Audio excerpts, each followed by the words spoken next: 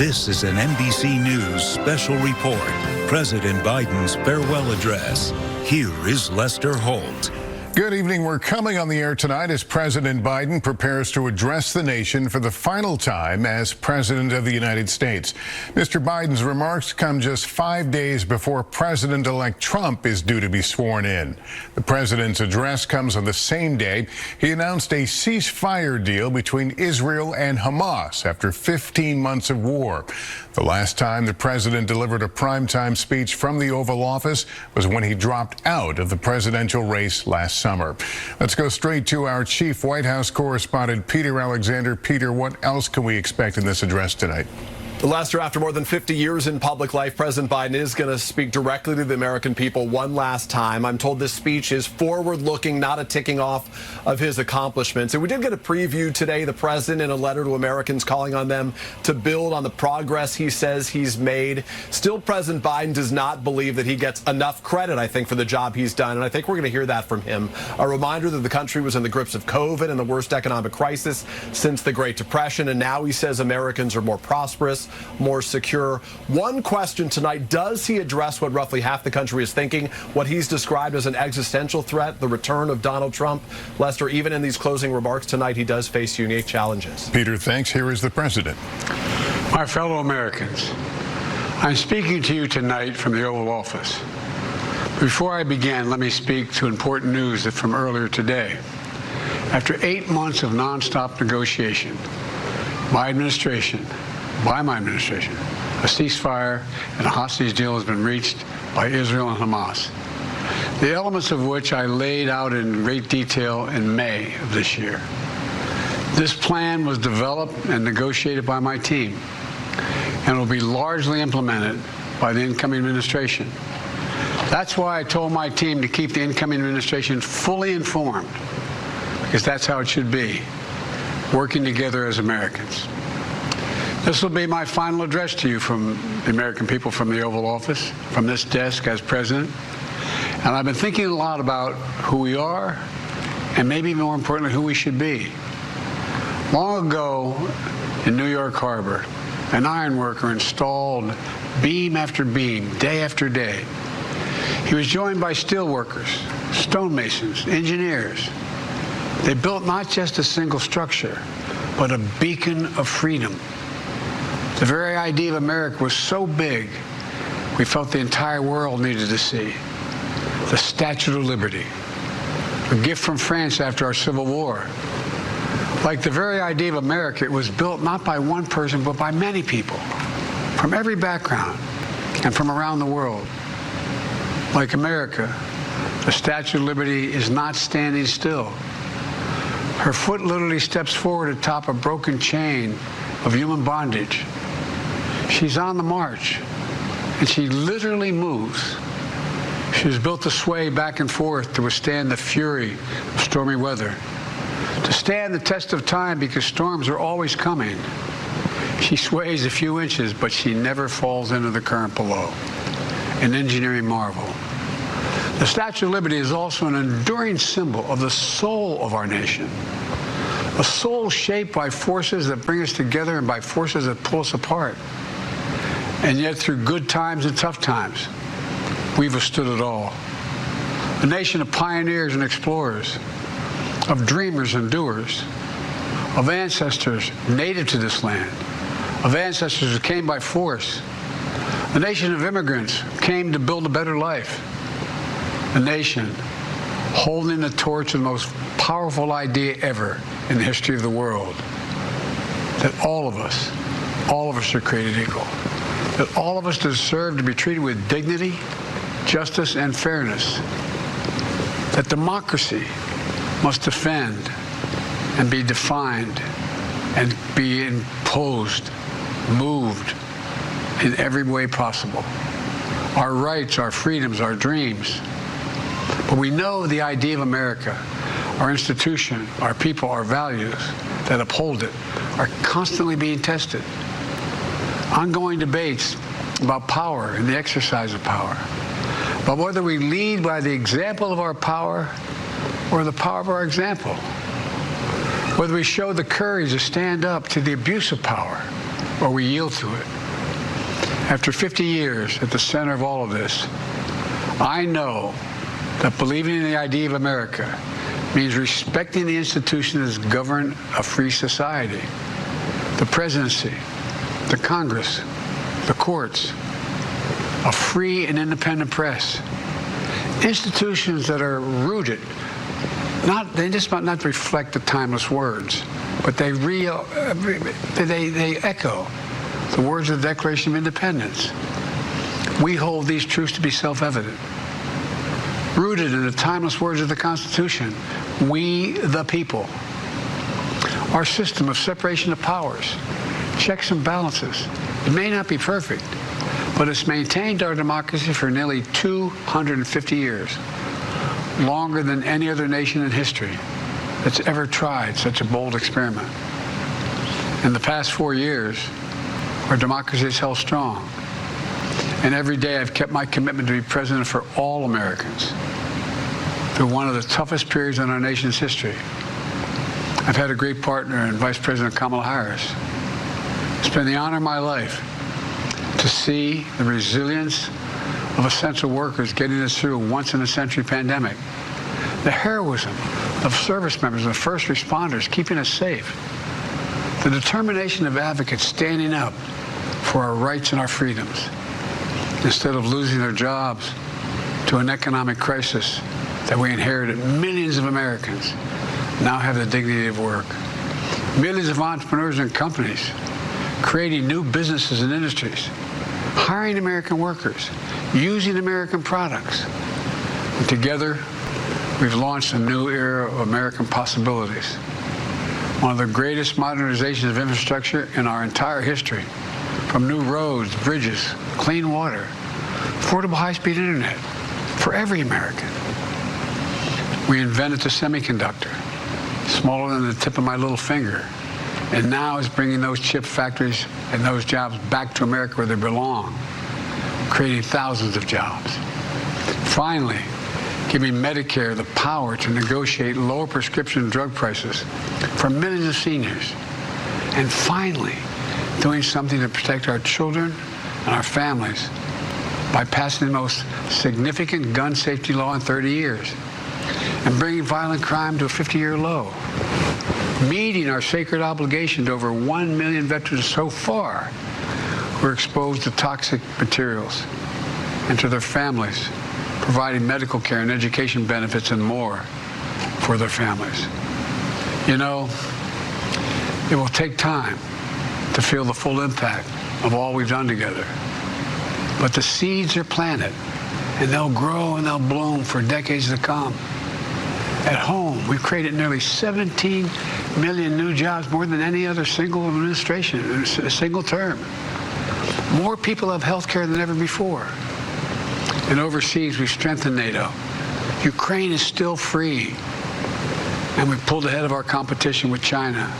And so much more. I'm so proud of how much we've accomplished together for the American people. And I wish the incoming administration success, because I want America to succeed. That's why I've upheld my duty to ensure a peaceful and orderly transition of power, to ensure we lead by the power of our example. I have no doubt that America is in a position to continue to succeed. That's why my farewell address tonight, I want to warn the country of some things that give me great concern.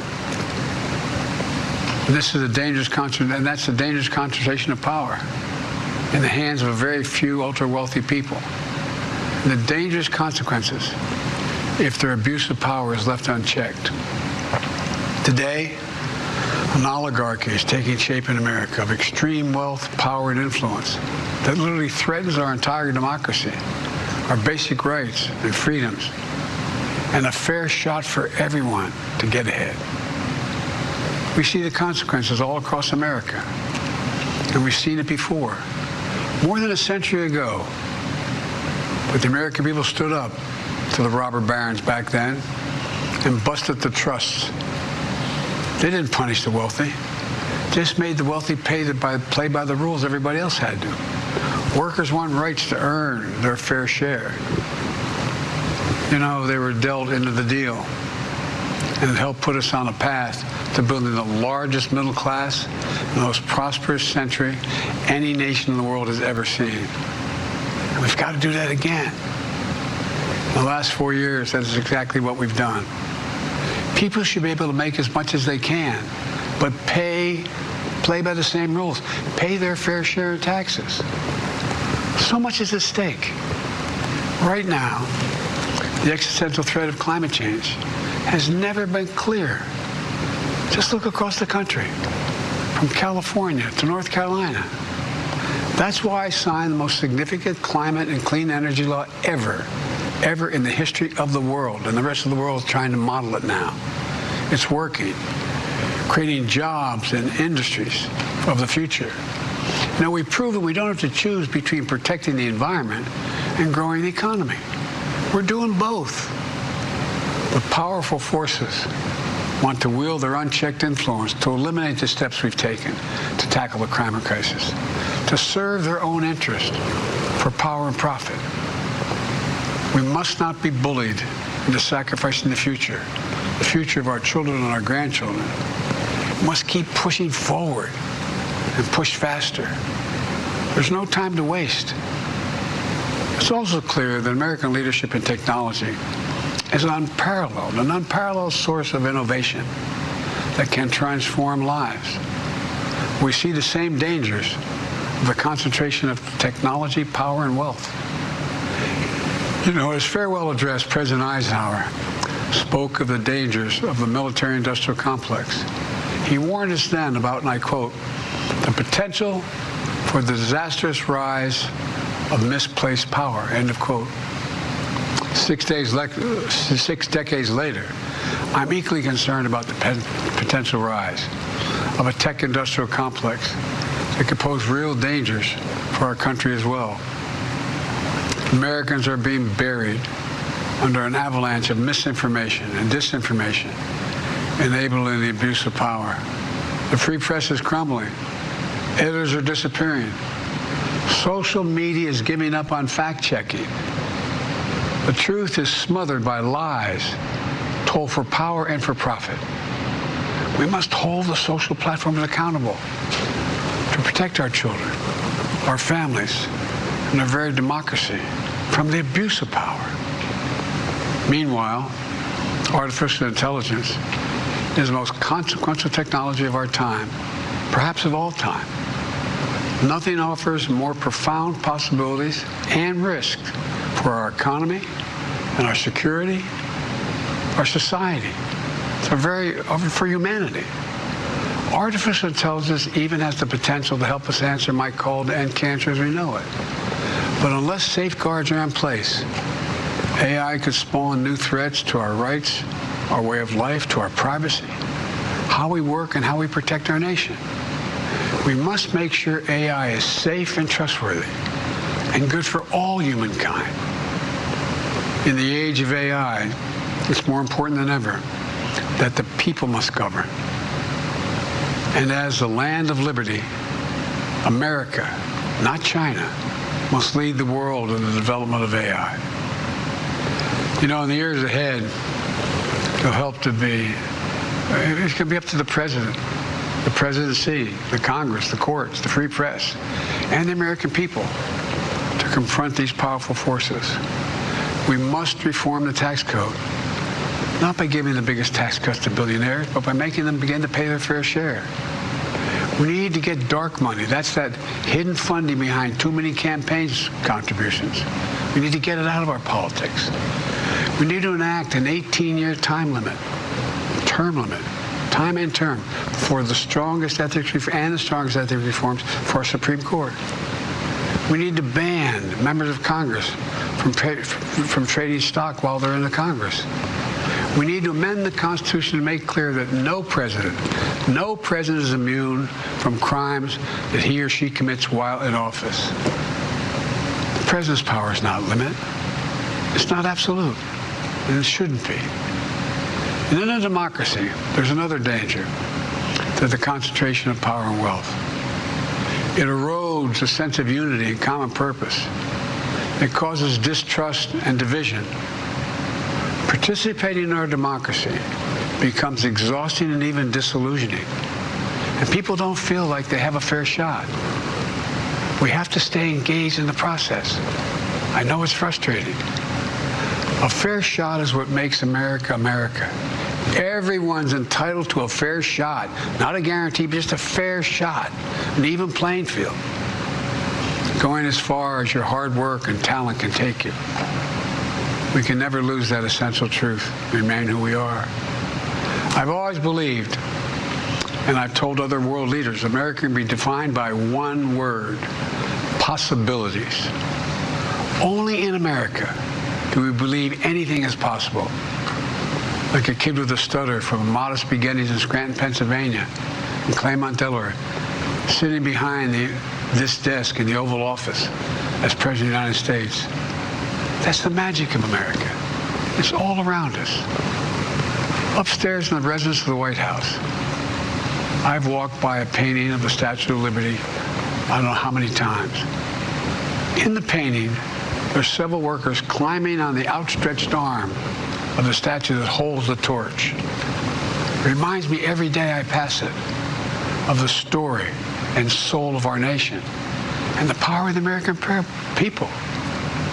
There's a story of a veteran. This is a veteran, the son of an immigrant, whose job was to climb that torch and polish the amber panes so rays of light could reach out as far as possible. He was known as the keeper of the flame. He once said of the Statue of Liberty, quote, "speaks a silent universal language, one of hope that anyone who seeks and speaks freedom can understand." Yes, we sway back and forth to withstand the fury of the storm, to stand the test of time. A constant struggle, a short distance between peril and possibility. But what I believe is the America of our dreams is always closer than we think. And it's up to us to make our dreams come true. Let me close by stating my gratitude to so many people, to the members of my administration, as well as public service and first responders across the country and around the world. Thank you for stepping up to serve. To our service members and their families, it's been the highest honor of my life to lead you as Commander-in-Chief. And of course to Kamala and her incredible partner, the historic Vice President. She and Doug have become like family, and to me, family's everything. My deepest appreciation to our amazing First Lady who's with me in the Oval today, for our entire family. You're the love of my life and the lives of my love. My eternal thanks to you, the American people. After 50 years of public service, I give you my word. I still believe in the idea for which this nation stands. A nation where the strengths of our institutions and the character of our people matter and must endure. Now it's your turn to stand guard. May you all be the keeper of the flame. May you keep the faith. I love America. You love it too. God bless you all. May God protect our troops. Thank you for this great honor. President Biden, in his farewell address to the nation, listing off his many accomplishments, but starting with the one that he announced today, which was the ceasefire deal between Israel and Hamas in Gaza that will lead to the release of hostages and prisoners held by Israel as well.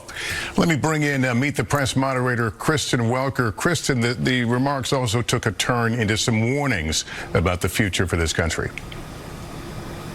Lester, you're absolutely right. And in fact, I thought that was one of the biggest headlines here. And let me just remind our viewers what we just heard. President Biden saying today an oligarchy is taking shape in America of extreme wealth, power, and influence that literally threatens our entire democracy, our basic rights and freedoms, and a fair shot for everyone to get ahead. In some ways, this builds on the message, the themes that we've always heard from him, that he is fighting for the soul of this nation. In other ways, this is really taking this argument to a whole other level.